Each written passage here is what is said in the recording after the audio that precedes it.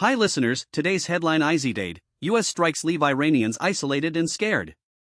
Overnight, U.S. forces targeted southern Iran, striking a tunnel and 3 bridges in Hormuzgan province, the governor's office said, rattling residents in Bandar Abbas.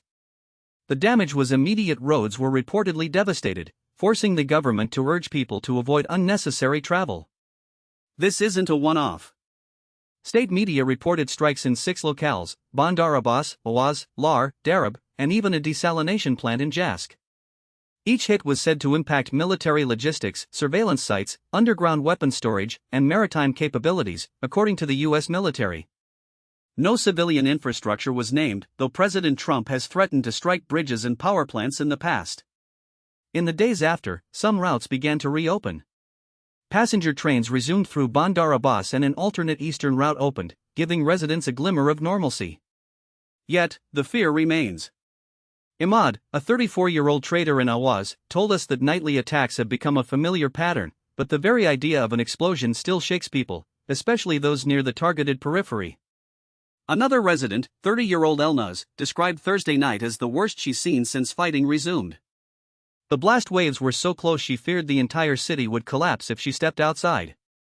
She said each night feels unpredictable, adding that even though attacks are less frequent now, no one knows what will strike when night falls.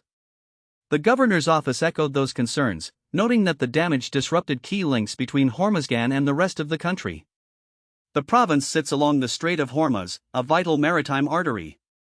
The U.S. description of targets, surveillance sites, logistics hubs, and underground storage highlights the strategic focus on Iran's military infrastructure. But for ordinary citizens, the reality is immediate: disrupted roads, uncertain travel, and the constant echo of explosions.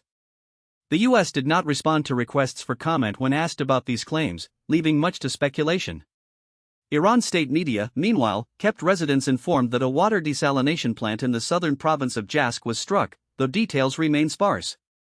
The strikes raised questions about the limits of a conflict that has already stretched beyond Afghanistan and Syria. All told, the headlines and the quotes paint a picture of a nation grappling with repeated strikes that hit both infrastructure and the everyday peace of its people. Whether those attacks are part of a larger strategy remains unknown, but for now, residents of Bandar Abbas, Awaz and beyond endure nightly uncertainty, while a handful of roads slowly feel the tenderness of repair. That's all from us today. Stay tuned for more updates on this evolving story. Thanks for listening.